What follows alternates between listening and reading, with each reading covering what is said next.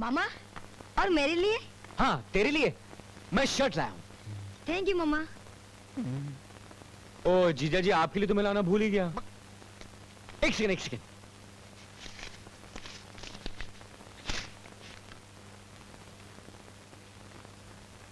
मैंने जिंदगी में पहली मर्तबा 50 रुपए का नोट इतनी करीब से देखा है। मैं तो उसकी शक्ल भी भूल गया था। हाँ? मैंने सुबह तेरे को 5 रुपए चुरा के दिए, तो उसके बदले 50 रुपए दिए। अगर 50 रुपए चुरा के देता तो 500। सच? हाँ। तो ले, कल मेरे को 500 रुपए देता ना, ये ले।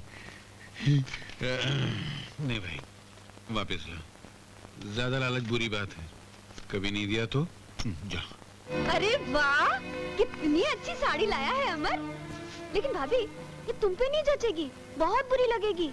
इसे मैं ले लेती हूँ। ये क्या कर रही हो दीदी? ये साड़ी तो मैं भाभी के लिए लाया हूँ, तुम कैसे रख सकती हो? नहीं नहीं अमर भैया, अगर दीदी को ये साड़ी पसंद आ गई तो उन्हें लेने दो ना।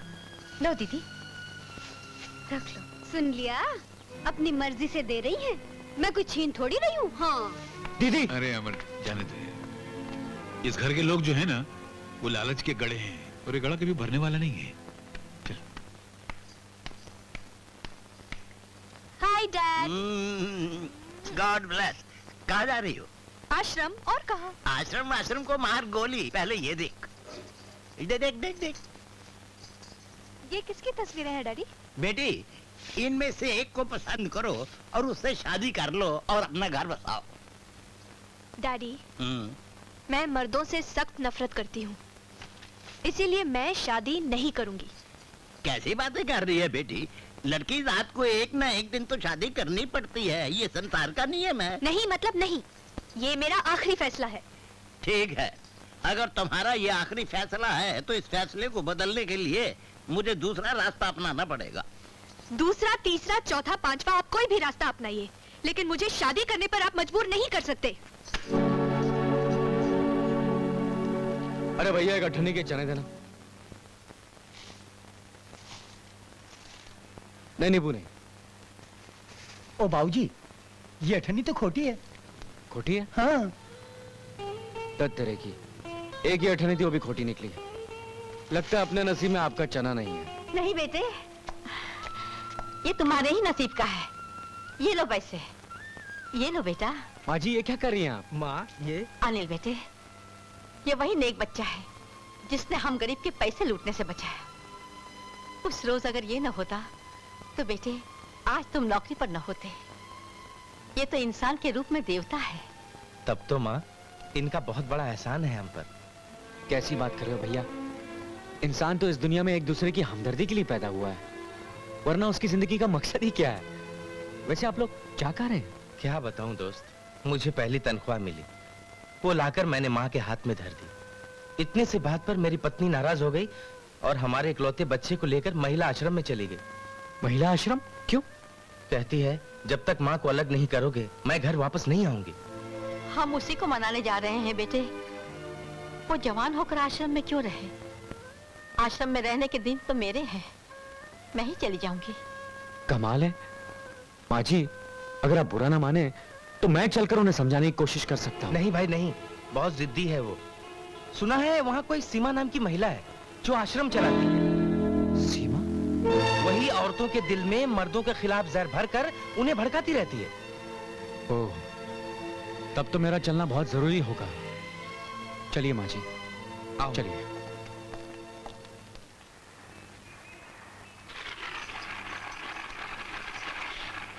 तुम यहाँ खुश तो हो ना? जी। कोई तकलीफ तो नहीं है तुम्हें? नहीं। गुड। हमें नीता से मिलना है। अभी बुलाती हूँ। नीता, नीता। दादी माँ आ गई, पापा आ गए। विकी, मेरे बच्चे, मेरे लाल।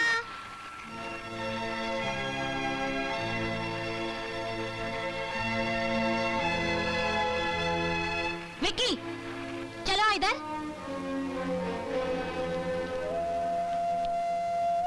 बहू, मैंने अनिल को सब समझा दिया है। अब घर में झगड़ा बिल्कुल नहीं होगा। वो सारी तनख्वाह लाकर तुम्हें दे देगा। बात यहाँ कमाई देने की नहीं है। फिर तुम हमसे अलग क्यों रह रही हो? क्योंकि मुझे आपके साथ नहीं रहना, बस। मम्मी इधर से चलो ना, यहाँ पे रहने का मन नहीं करता। दादी माँ और पापा के साथ रहेंगे। चलो ना मम्मी। ठहरिए नीता बहन।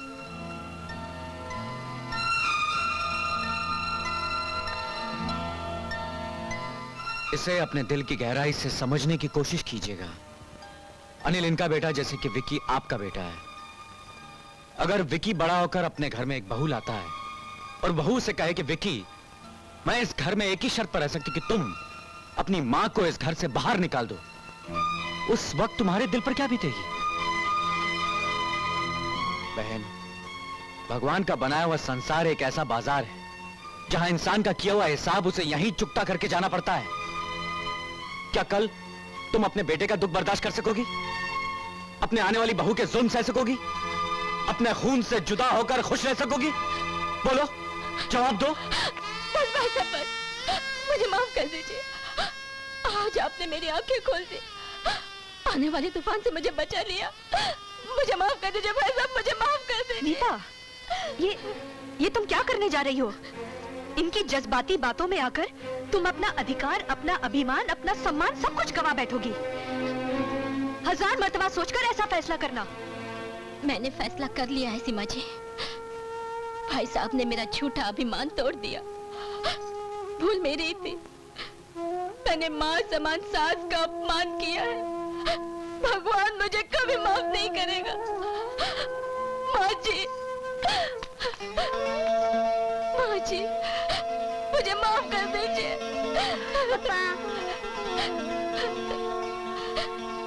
रो मत बेटी, रो मत। चलो माँ, चलो बेटे, घर चलो। नमस्कार श्रीमती जी। सुनो, हाँ तुम। जी फरमाइए। तुम काम क्या करते हो और रहते कहाँ हो? जी मैं काम यही करता हूं कि सुबह शाम काम की तलाश करता हूं, और रही रहने की बात, मेरा आता पता ठिकाना इस कार्ड पर लिखा है। आदमी काफी काबिल लगते हो। तुम इधर उधर नौकरी की तलाश में भटकने के बजाय यहाँ हमारे साथ महिला आश्रम में काम करना पसंद करोगे? जरूर करूंगा। नौकरी चाहे महिला आश्रम में हो, चाहे पुरुष आश्रम हो, चाहे पशु आश्रम में हो, मगर मेरी भी एक शर्त है। उस आश्रम में घर तोड़ने के बजाय घर जोड़ने का काम शुरू हो जाना चाहिए, जो आप करेंगे नहीं। जी? नमस्कार। इडियट। क्या हुआ? डैडी की तबीयत तो ठीक है ना?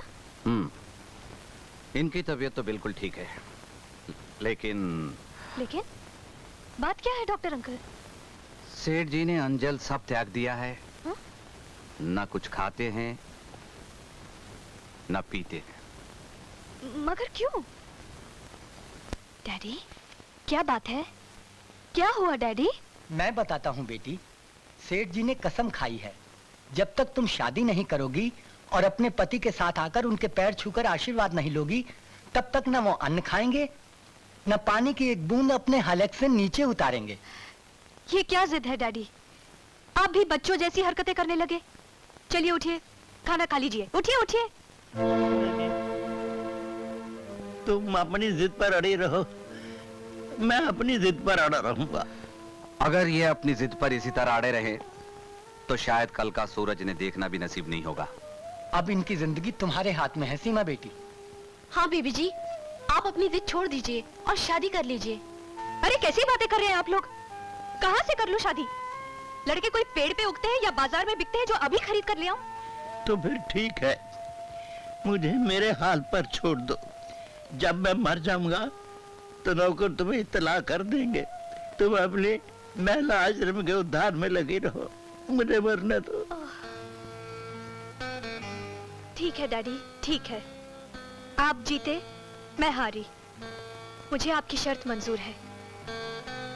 मैं शादी करने के लिए तैयार हूँ, मगर लड़का मैं खुद ढूंढूंगी। चंदा जी, डैडी को खाना खिलाओ। अभी लाई बेबी जी। अरे वो मारा पापड़ वाले को। अरे मुनीम, आज क्यों रहा है? मेरे पेट में चूहे कूद रहे हैं, जल्दी से खाना ला, नहीं तो चूहे तुम्हें खा जाएंगे। ला ला ला, जल्दी जल्दी। अच्छा सेठ जी, अब मैं चलता हूँ। Doctor, thank you very much. कैसी एक्टिंग की है? कमाल की एक्टिंग की है। दिलीप कुमार ऐसी कर सकता बिल्कुल है? नहीं कर सकता। अगर करेगा तो भूखा मर जाएगा। इस वक्त तो मैं भूखा मर रहा हूँ। अला, अला, अला।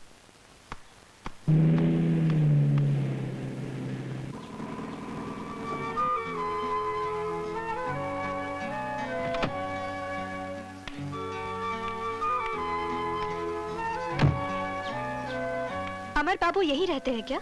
जी हाँ। जरा बुलाओगे? जी अभी बुलाता हूँ।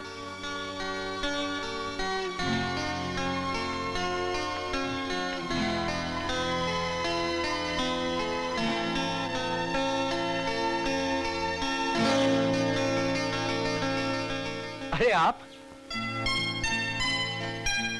फरमाइए, क्या सेवा करूं आपकी? आपको नौकरी की तलाश है ना? हाँ, जिस तरह भूखे को रोटी की तलाश रहती है, उसी तरह आजकल के नौजवानों को नौकरी की तलाश रहती है। तो समझ लीजिए आपकी तलाश खत्म हो गई। मैंने आपके लिए एक बहुत ही खूबसूरत सी नौकरी तलाश कर ली है। मतलब वही महिला आश्रम की घर तोड़ने वाली? जी बहुत बहुत शुक्रिया, थैंक यू। सुनिए, आप मेरी बात समझने की कोशिश कीजिए। ये दूसरी नौकरी है। अच्छी बात है, मैं अपने सर्टिफिकेट्स वगैरह लेकर आता नहीं नहीं, उसकी कोई जरूरत नहीं। आप मेरे साथ आइए।